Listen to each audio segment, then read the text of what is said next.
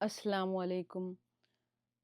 जो हमारा first part था उसमें हमने नमाज के 3 फ़राइज़ को कंप्लीट करा।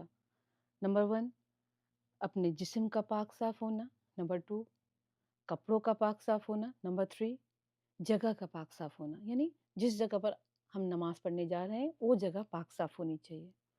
इन तीनों चीज़ों का ताल्लुक जो है वो तहारत से है।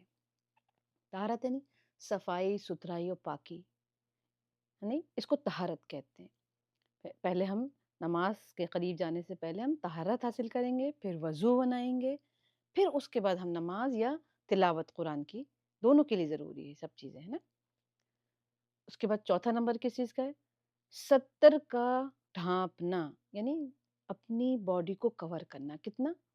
जितना शरीयत ने हुक्म दे दिया है, उतना ज़रूरी है। जितना रसूलुल्लाह सल्लल्लाहु अलैहि वसल्लम ने हमें बता दिया, अल्लाह का हुक्म है, उतना जिस्म को ढकना ज़रूरी है नमाज की हालत में। नमाज की बात हो रही है। नमाज में हमें उतना सत्र कवर करना ज़रूरी है जितना हमें शरीयत ने बता दिया। अगर उससे ज़्यादा खुलेगा तो हमारी नमाज नहीं होगी। नमाज नहीं होगी, नमाज फ़ासिद हो जाएगी।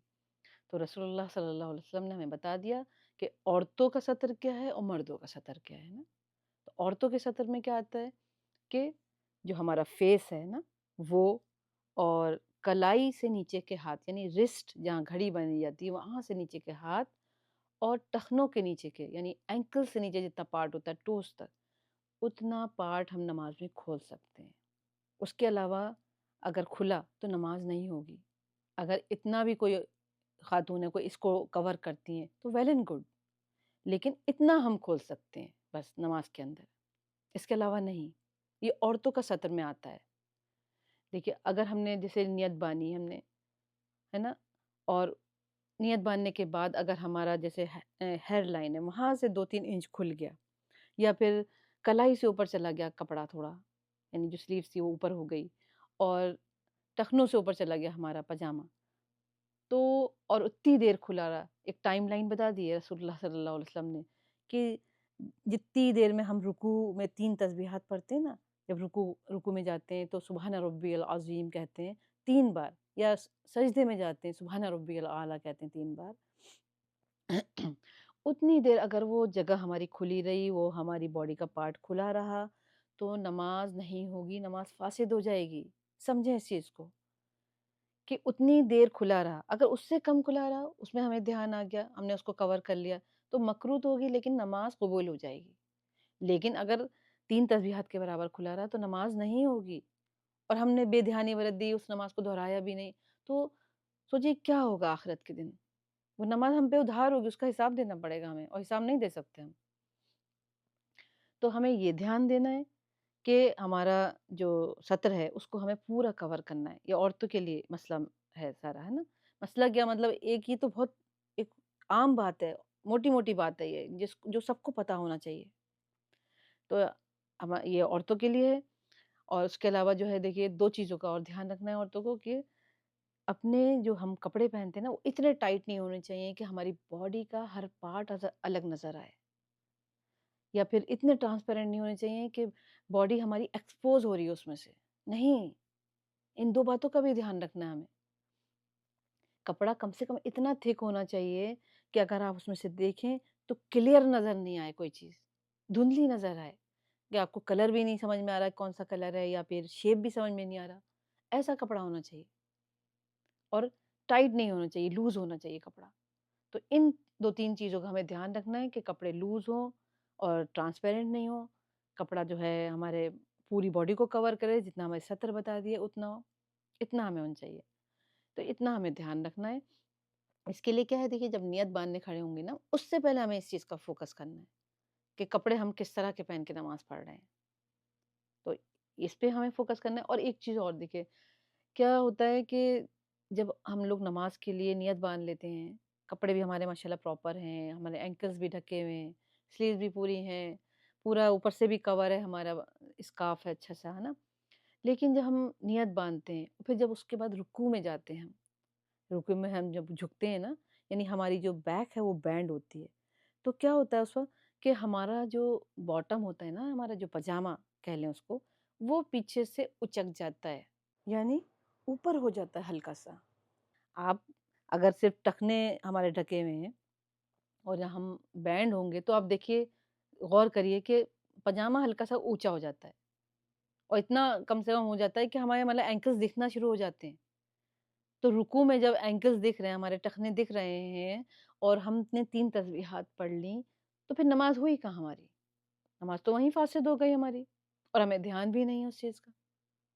میں نے بہت میں آنکھوں دیکھی بتا رہی ہوں، مطلب بہت لوگوں کو دیکھا ہے میں نے ایسے. ہو سکتا ہے میں بھی کبھی مجھ سے بھی ہوا ہو، لیکن اس پہ دھیان دینا، اس کو علم حاصل کرنا چاہیے اس چیز کا، کہ لوگوں کو پتہ ہونا چاہیے یہ چیز کہ ہمارے کسی بھی حالت میں ہمارا جسم کا کوئی حصہ کھلے نہ، چاہے ہم رکوع کی حالت میں ہوں، چاہے ہم سجدے کی حالت میں ہوں، چاہے ہم تشہد میں بیٹھے ہوں، پھر اس کو ہم بار بار بار بار صحیح کریں. موومنٹ بھی بنائے نماز میں، دیکھیے کم سے کم موومنٹ ہونے چاہیے نماز میں، ورنہ مکروہ ہو جاتی ہے نماز. نماز ایسی ہونی چاہیے، دیکھیے اگر ہم موومنٹ کر رہے ہیں تو کوئی اگر ہمیں دیکھے تو یہ سمجھے گا کہ شاید یہ نماز نہیں پڑھ رہے. نماز ایسی ہونی چاہیے کہ سامنے والے کو لگے کہ یہ نماز پڑھ رہا ہے. موومنٹ ہوں گے تو پتہ ہی نہیں چلے گا نماز ہے کیا، ہم ایسے ہی کھڑے ہیں. تو ہمیں پہلے دھیان دینا ہے ان سب چیزوں پہ، فوکس کرنا ہے. تو اس کے لیے کیا ہے، دیکھیں یا تو باٹم لمبا پہنے اتنا کہ آپ کا پاجامہ جو ہے وہ ایڑی کے نیچے تھوڑا سا ہو جائے.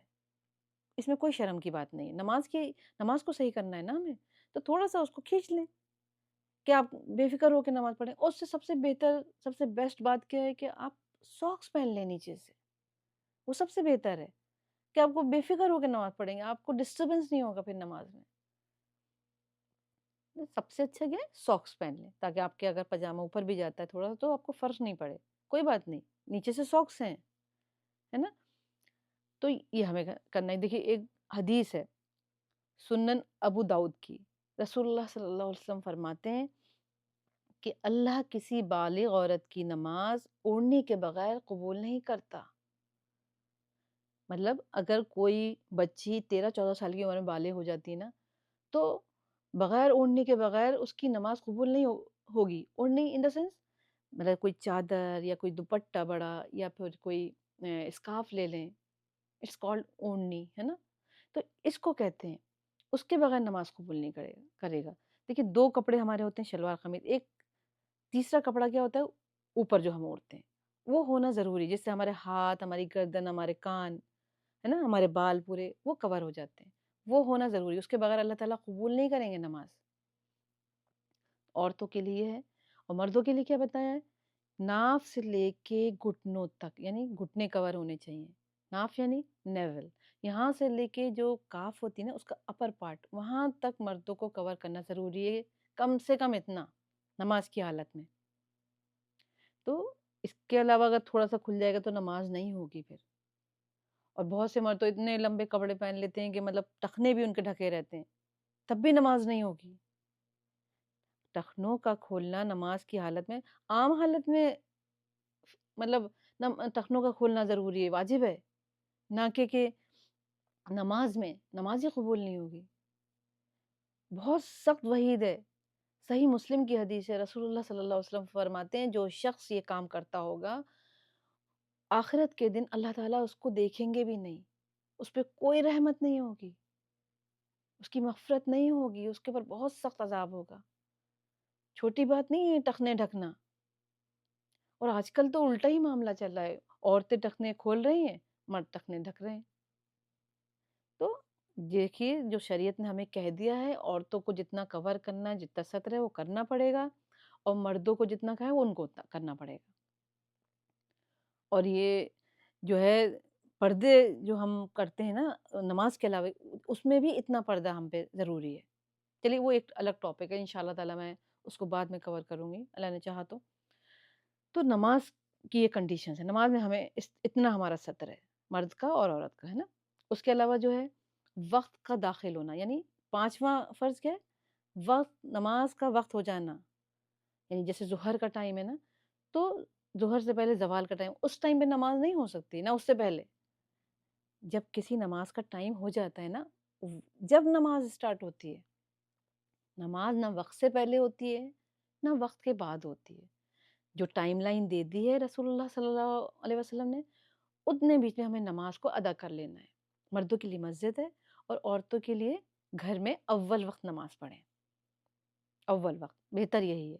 ہاں اگر کسی کی کوئی مجبوری رہی یا کوئی باہر گیا ہے، گھر لیٹ لیٹ پہنچا ہے، تو وہ وقت سے پہلے پہلے لیکن نماز کو ادا کر دے۔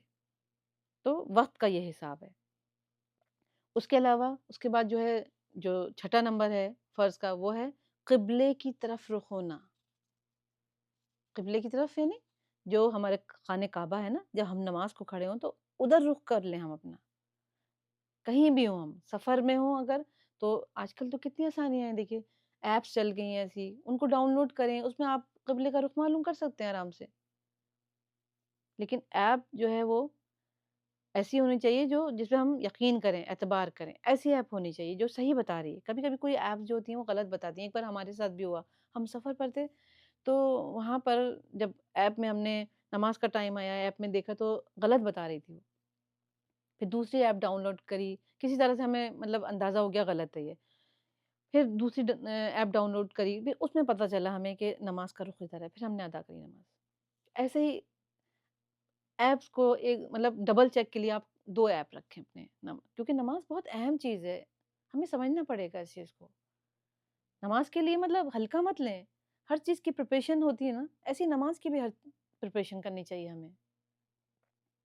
دیکھیے قبلے کی طرف جو رخ ہونا ہے، اس پہ بھی اللہ تعالیٰ نے ایک آیت مطلب اتاری ہے، سورہ بقرہ کی آیت نمبر 44، کہ جب ہم نماز کی لیے جائیں، ہے نا، دنیا میں کہیں بھی ہوں، جب ہمارا نماز کا ارادہ ہو، نماز پڑھنے لگیں، تو اپنا رخ قبلے کی طرف پھیر لیں۔ قرآن میں بھی آیت ہے اس کے اوپر۔ اگر قبلے سے ہٹ کے نماز پڑھیں گے نا، دیکھیے تھوڑا بہت 19-20 کا فرق پڑ سکتا ہے، لیکن اگر ہم باقاعدہ پورے ہٹ گئے، 45 ڈگری سے زیادہ ہو گئے، تو ہم نماز پھر ہماری نہیں قبول ہوگی، دہرانی پڑے گی وہ نماز ہمیں۔ تو اس کا ہمیں دھیان رکھنا ہے۔ پھر ہے لاسٹ جو نماز کا 7واں پوائنٹ ہے، 7واں فرض ہے، وہ ہے نیت کرنا۔ یعنی نماز کی ہمیں نیت کرنا ہے کہ ہم کون سی نماز پڑھنے جا رہے ہیں، اس میں ہم فرض پڑھ رہے ہیں، سنت پڑھ رہے ہیں یا ہماری نوافل ہیں، اس کی نیت کرنا، اور اللہ کے لیے نماز ہو، دل میں نیت کرنا۔ کوئی زبان سے بھی اگر کہنا چاہتا ہے کہہ سکتا ہے، اس میں کوئی پرابلم نہیں، اپنے دل کے اطمینان کے لیے، لیکن اصل نیت جو ہوتی ہے وہ دل میں ہوتی ہے۔ تو دل میں ہمیں نیت کرنا ہے، ہم ظہر کی نماز پڑھ رہے ہیں، اس کے 4 فرض پڑھ رہے ہیں، یا عصر کی پڑھ رہے ہیں نا، جو بھی نماز ہم پڑھ رہے ہیں اس کا ذہن میں رکھنا، دل میں رکھنا، اور فرض پڑھ رہے ہیں یا سنت اس کا ذہن میں رکھنا، اور پھر اللہ کے لیے نماز ہو، صرف خالص اللہ کے لیے۔ دیکھیے اکثر ایسا ہوتا ہے کہ اگر 2-4 لوگ بیٹھے، ہمیں ایسی جگہ نماز پڑھنی پڑ گئی نا، تو ہماری آٹومیٹکلی نماز نا تھوڑی سی سلو ہو جاتی ہے، مطلب بہتر ہو جاتی ہے، جو ہم تنہائی میں پڑھتے ہیں نا اس سے بہتر ہو جاتی ہے۔ غور کر کے دیکھیں کبھی کہ لوگ بیٹھے ہیں تو وہ نماز قبول نہیں ہوگی پھر لوگوں کے لیے۔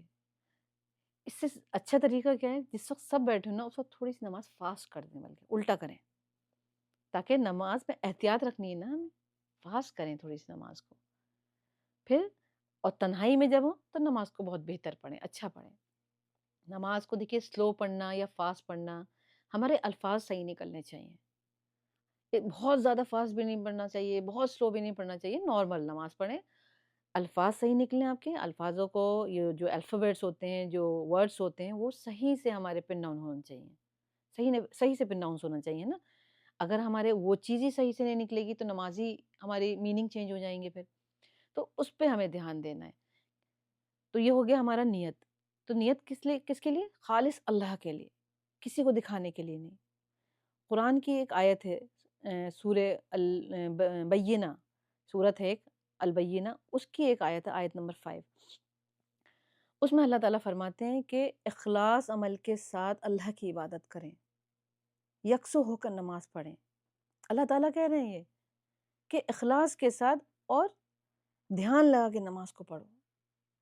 تو دھیان کب لگے گا؟ جب ہم صرف اللہ کے لیے پڑھ رہے ہوں گے، ہم سارے ہماری چیزیں مکمل ہوں گی۔ اگر ہم ادھوری فرائض کر کے اور پھر اس میں بے دھیانی سے ہم کپڑا صحیح کر رہے ہیں، کبھی ہم اپنی جو انگلیاں ہوتی ہیں ان کو چٹکھا رہے ہیں، کبھی کچھ کریں، تو نماز میں کہاں دھیان رہا ہمارا؟ تو نماز کو ہم یکسوں ہو کے پڑھیں، اخلاص کے ساتھ، ہے نا۔ اس پہ ایک حدیث بھی ہے، رسول اللہ صلی اللہ علیہ وسلم فرماتے ہیں، صحیح بخاری کی حدیث ہے، اس کا مفہوم ہے کہ عمل کا دار و مدار نیتوں پر ہے۔ جو ہم عمل کرتے ہیں نا، وہ نیت کے حساب سے ہونے چاہیے۔ ہماری جو نیت ہے نا اس حساب سے اللہ تعالیٰ فیصلہ کریں گے آخرت کے دن ہمارا. جو ہمارا انٹینشن ہوتا ہے نا اس کے اوپر ججمنٹ ہوگا کہ ہمارا انٹینشن کیا تھا کسی کام کا. جو بھی کام کر رہے ہوں اگر ہمارا انٹینشن صرف اللہ کے لیے ہے تو اس میں دیکھیے ہمارا ثواب بڑھنے کے چانسز ہیں. تو ہماری ہر نیت جو ہے چاہے ہم دنیا کا بھی کوئی کام کر رہے ہیں اس میں نیت کر لیں کہ میرا اللہ خوش ہوگا اس چیز سے, میرا رب خوش ہوگا, اللہ سبحانہ تعالیٰ سے خوش ہوں گے تو ہمارا ثواب بڑھ جائے گا اس میں. تو نیت خالص صرف اللہ کے لیے ہونی چاہیے, یہ بتانا میرا مقصد ہے. تو آج ہمارے جو ہیں ماشاءاللہ سارے فرائض جو نماز سے پہلے کے ہیں وہ کمپلیٹ ہو گئے ہیں, اور جو نماز کے اندر کے فرائض ہیں انشاءاللہ تعالیٰ وہ میں نیکسٹ پارٹ میں کنٹینیو کروں گی. جزاک اللہ خیر. السلام علیکم.